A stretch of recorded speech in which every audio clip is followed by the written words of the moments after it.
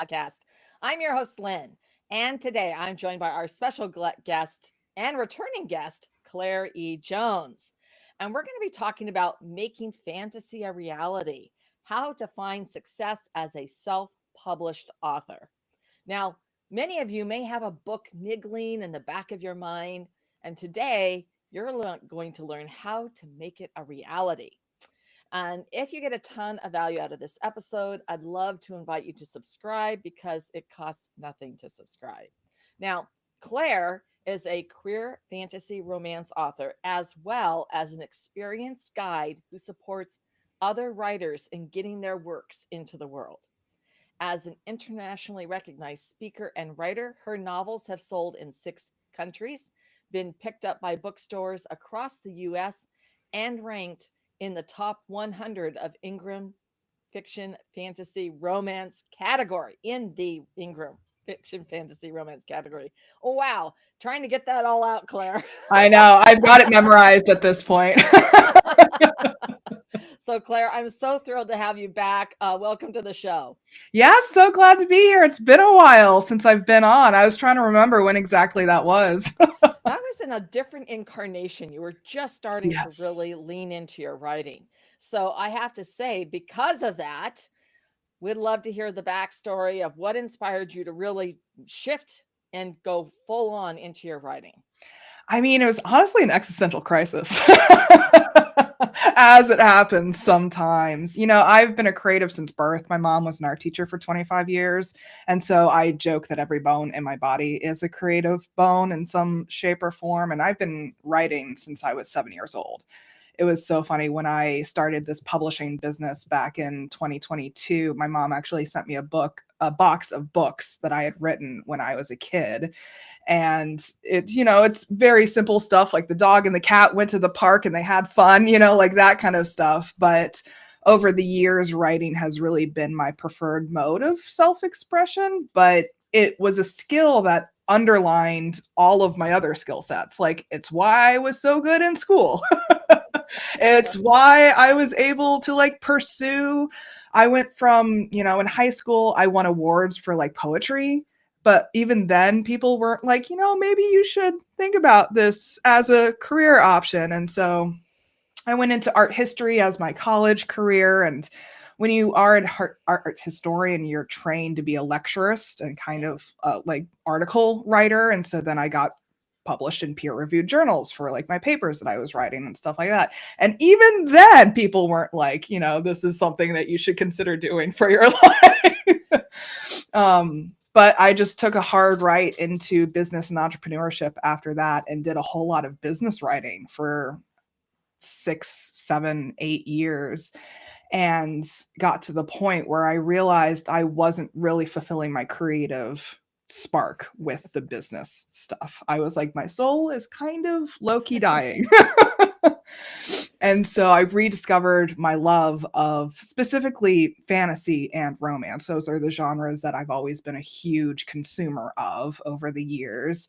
And I just started reading voraciously. I think the numbers are I read 20 books in 2021. And then in 2022, I read 120. Wow. And so reintroducing myself to that world of those genres and getting more familiar with it, I was like, maybe there's something here. And so I was like, I've never actually tried to write just straight up fiction. I've tried pretty much every genre out there except for fiction up until that point in my life. So I was like, what if I just try? Because worst case scenario, I can delete the document and no one has to know about Yeah, it. yeah, absolutely. But within 4 months, I had a manuscript, like a 90,000 word fantasy romance manuscript, fully fleshed out. And so that was kind of the spark for really committing to this path as a publisher and writer. Well, that is amazing. Well, thank you so much for sharing that because it's a great background story of sort of the path you took to get to where you are now. And I would love to have you tell how do you help writers, both published and unpublished, get their books into the hands of readers? Yeah, well, since I have such a strong business background, that's actually something that many authors and writers do not have.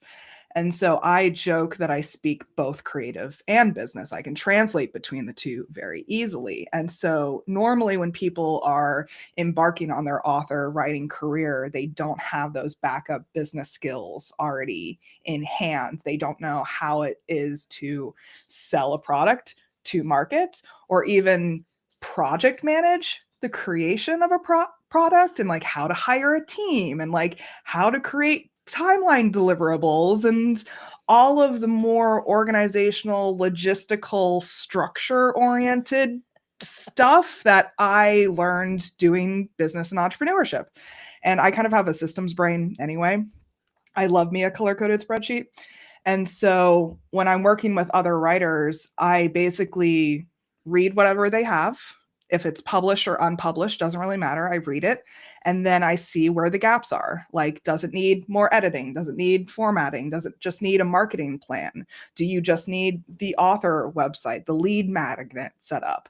And so we figure out what pieces are missing and I help them fill those gaps. Well, it sounds like you have a very set process. What you're talking about is sort of that starting point of reading their work and then determining what they need to do to become more successful as either if they're not published yet to be, or if they are published, so that they can get their books into more hands, and ultimately sell more books. Is that correct? Yeah, yeah. I work with a lot of already published authors who are just not selling at the rate that they want to be selling. And so we first look at the book to see how marketable it actually is. And more often than not, I actually recommend that they update the book that they have because a lot of people are very eager to hit that self publish button on Amazon, particularly. And they might skip a lot of quality control steps leading up to that point. And so, more often than not, I have them go back, polish up the manuscript, republish it so that it is as marketable as possible later on. But if the product is already great, already marketable, then we just need to set up a good marketing strategy for them. Yeah, so that process of helping the authors really put together a plan um, to sell more books, what does that look like? It honestly depends on their goal because everyone's goal is different. I always ask them what their version of success looks like because for some people, it means New York Times bestseller. For other people, it means I just want to do readings in my local bookstore. Other people want to just have copies that they can give to their children for legacy's sake. And so the structures and the strategies that you use to physically deliver and distribute your book and sell your book into the world is going to depend heavily on what the goal is. If your goal is to get into bookstores, become a New York Times bestseller, you're going to have to use certain publishing platforms and certain marketing strategies that may or may not be applicable to the person who just wants to get books into the hands of their children. So I always look at word of mouth first and foremost for marketing strategies. That is the king and queen when it comes to marketing, right? So, how can we generate more word of mouth? And then I actually use a lot of press ad strategies, more so than social media ads and that kind of stuff, more like press collaborations and newsletter collaborations, pretty much speaking to your target audience in a very intentional and strategic way. Yeah, absolutely. I think that's brilliant because that's one way to once again get exposure to your books. And I'm sure there's a huge gap between people who want a legacy for Yeah. their family and people who want to be on the New York Times bestseller list because there's a whole lot of in between. Yeah. And you can have a very lucrative career and never be on the New York Yep. Times bestseller list, but you have uh, a, a following of devoted readers who are waiting for your next book to be published. Yeah. So I'd love to have you talk about sort of that space. And because that I love the fact that you've really started with what's their goal Yeah. and what do they want to achieve, because the tactics and strategy used are going to be wildly different. Exactly. And so if you're looking to really build their readers and their rating fans, What does that look like? Yeah, I call them their cheerleaders, like your vibe is your tribe, right? And that's something I recently did some panel conversations at the San Francisco Writers Conference at the beginning of February. And I kept having to remind people that I was consulting with that it's supposed to be fun. Like you're supposed to be having fun connecting with your audiences. Like marketing isn't a necessary evil. Yeah. It's like you get to have fun with it because you are hopefully connecting with people who get you, like people who speak your language, people who get your vibe and love your vibe. And so really at the end of the day, what you want to do is create visibility for yourself, which happens either in person or online spaces. There are 1,000 ways to do it. I always recommend starting with the spaces that will give you the potential for the highest conversion rates, which means starting with the spaces that have the highest value alignment and topic alignment. Like if you're writing a book about the migratory patterns of North American birds, you may or may not do well at a fantasy sci-fi Comic-Con. Yeah, I don't think so. Right? And so you have to think about visibility events, visibility opportunities that align either value-wise, topic-wise, vibe-wise. Start with those. And then once you create that visibility, once you get those interested eyes, you need to bring those interested eyes into your own personal community. So those are the people that are going to be your cheerleaders. That's your tribe. And so you are going to get the highest conversion rate, the highest sales rate and alignment rate within your own community. And that can be in person or online too. Discord servers, Facebook groups, book clubs, it doesn't matter where you gather them, but just gathering them around you is the important part. Yeah, absolutely. And that's so true for any kind of sales. It's you've got to go where your ideal clients hang out. Yeah. You have to first identify who your ideal clients are, really understand that. So then you can go to where they hang out. Now, and I know that there's a couple of strategies that are really effective for authors, such as using things like BookFunnel, which you don't have to give a whole book away. It can be either, part of a book or something else, or doing guest podcasting. And once again, if you're doing a book on the migratory birds or whatever you said, it's one of my examples that I use. There are websites that talk about nature, that talk about birds, that talk about the environment. Those would be podcasts and a lot of interview podcasts that you could get onto to talk about your book. Yeah, right? Exactly. So I talk to a lot of people about social media because that's usually the question that people ask me first. They're like, how do I go viral on social media? That's the question that I get all the time. And I'm like, all right, first off, that's the wrong question to ask.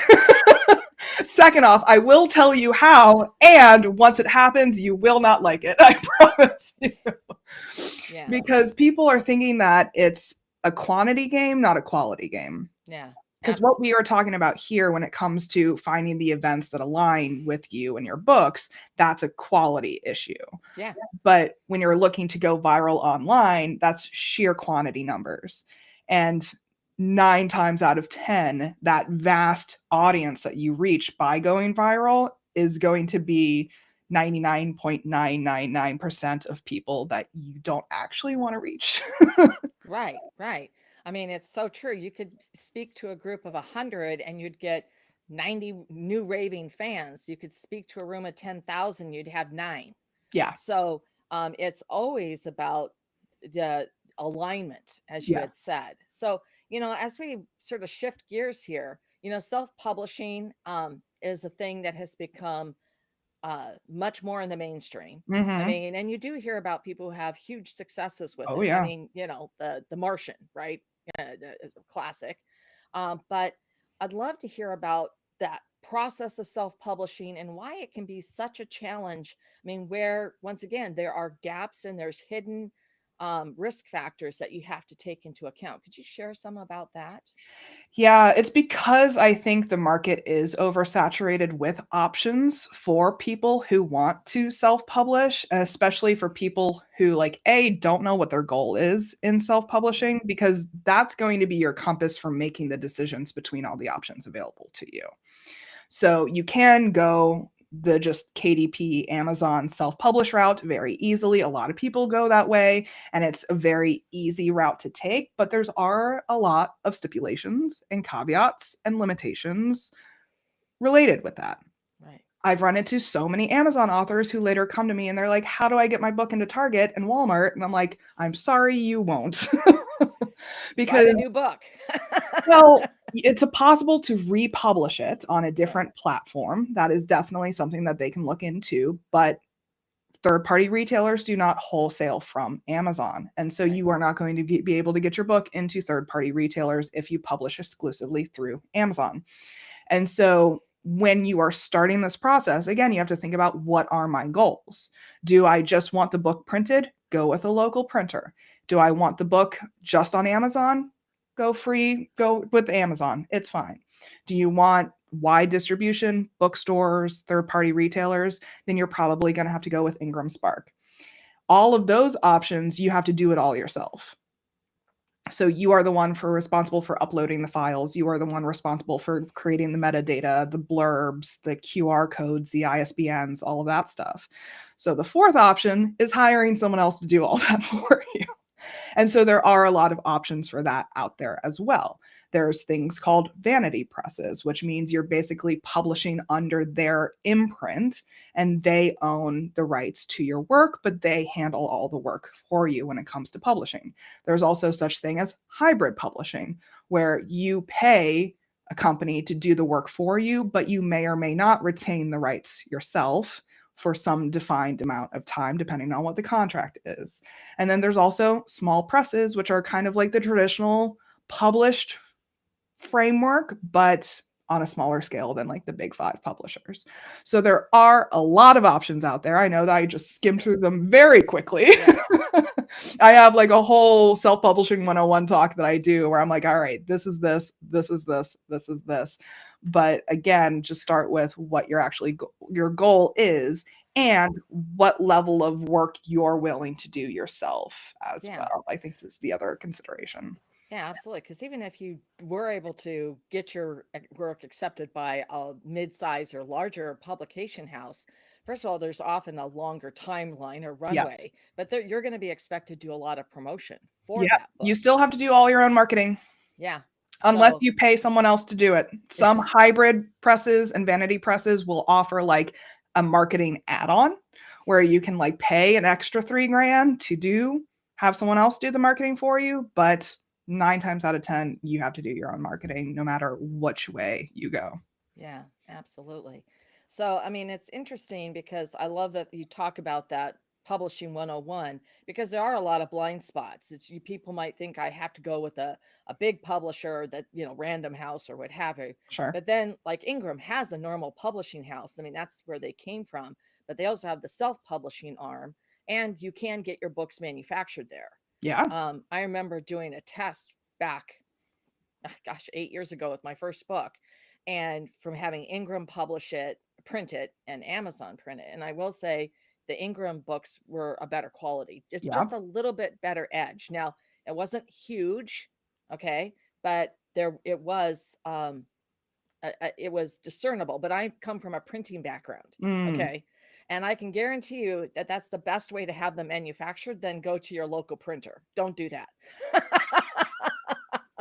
Yeah. But that blind spot is, I think it's, from what we've been talking about, it's tied to the goal. Yes. It's like exactly. if you don't understand your goal and then understand where your ideal clients are going to hang out, which publisher you go with, that's going to could be quite different. Yeah, exactly. Like I cannot tell you how many conversations I have with Amazon authors who are like, they're like, I'm published and I'm not doing what I want to do. And I'm like, it's because you went with Amazon. But I don't want to say that. Like, I'm often the bearer of bad news. And I often, surprisingly enough, talk people out of writing books because we get down to what their goal actually is. And I'm like, a book is not the correct vehicle for that goal. Right. Or the most cost-efficient, time-efficient vehicle for that goal. Right. Right. A lot of people think that a book will bring them visibility when really it's the other way around. You have to have visibility in order to distribute the book. Yeah. Yeah, absolutely. And I'm like, there are so many better ways to get visibility than spending the time, money, and effort to write a book. Be a guest on a podcast. No. That's what I tell people. I'm like, start with the podcast, go do that TED Talk, and then write the book. Yeah, absolutely. So, what should listeners do next about finding success as a self-published author? I mean, that's decide what your goal is. Okay. I mean, that's really what it boils down to. Do your research too. Talk to people who have been published. And especially if you are considering the hybrid vanity press route, talk to people who have done it. Talk to people who have done it specifically with the companies that you are considering, because I have heard so many horror stories from people over the years when it comes to working with those. And there are some great companies out there who are in that space, but there are a lot who are not great. And that's so true with every type of industry, right? Yeah. I mean, the same with sales. I mean, there are so many just sales coaches or consultants, right? And they're just Yeah. So that, and it doesn't matter what industry you're in, there's always the good, the bad, and the ugly. So Also, I think that's a great. Also, there's often local self-published or author groups and that you can look into in your own community, depending on. I'm in a very small community on Lopez Island, so, but even here we have self-published, we have authors, or both published traditionally and self-published. But I joined an author group when I lived on the mainland, and that was really helpful because there were people who had been there, done that, some people who were making a living with their published work. And that had some really great just insights and connections that I was able to make, and sort of that learning curve. And it doesn't have to be in person either. It can be online. Like you can Absolutely. look beyond your local area. If you do live very isolated in rural areas, you may or may not be able to find in-person groups, or you just might not be able to find in-person groups that are your vibe too. Right. You know, and so there's such a plethora of options online these days on a whole range of platforms. Like my community, I originally found them on Book Talk. Like I was so inspired by all the people that I was seeing on Book Talk, and I was like, I needed you when I was 10. Now, I've not heard of Book Talk, so that's great. Man, Book Talk is a juggernaut in the publishing industry. The statistic that I always use is between June 2021 to June 2022, trending Book Talk titles increased in sales by over 1,200%. Wow. And so Book Talk these days makes or breaks. It's Book Talk, like as in TikTok. Oh, okay. Okay. Yeah, a lot of people get that wrong, especially if you're not in the world of TikTok. But it's makes or breaks authors' careers these days. It's why Colleen Hoover has become a household name. Colleen Hoover is one of those self-published authors that went viral and started just shooting through the charts because of the Book Talk communities. And so a lot of authors make and center their careers around Book Talk these days. Cool. And traditional publishers are mad about it. Well, tough. I know, because it's very hard to supply the demand that virality on Book Talk creates, because like out of date titles may go viral overnight on the platform, and then they're rushing to publish them and print them, and then the demand may disappear in like a week, you know? And so it's much more suited for self-publishing and indie publishing and print on demand frameworks when it comes to publishing, more so than the more traditional publishing models. Sure. Yeah, absolutely. Well, this has been such a great conversation. Claire, I have to ask, is there anything that you wished I had asked you? Oh man, I could do these kind of podcasts for days at this point. That's why I've been speaking so much on a whole range of different stages lately. Like I've been doing a lot of conferences and cons talking about, you know, just not only the self-publishing process, but the genres and like why fantasy in particular is suited for self-publishing platforms. And I even did one on like mental health and maintaining your mental health in self-publishing. So I could go on for days. You don't want to ask me that question, obviously. for another time. Yeah, yeah. So Claire, thank you so much for coming on today and sharing making fantasy a reality, how to find success as a self-published author.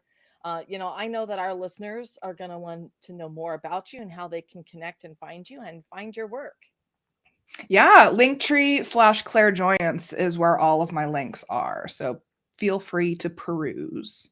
All right. We are going to make sure that that link is provided so that everybody, Claire is just one click away and you can get her books. And Claire, thank you so much. And thank you, everyone who tuned in today. This has been such an informative discussion for all of you who have that book waiting in the back of your mind, or even some words on paper. Let's first think about your goal, and then I want you to check in and tune in to Claire. And Claire, thank you again. This has been amazing. Yes, thank you so much for having me. I'm happy to talk about this stuff. There we go. I hit stop. Sort of frozen. There's like a good space to stop. Okay. Woohoo.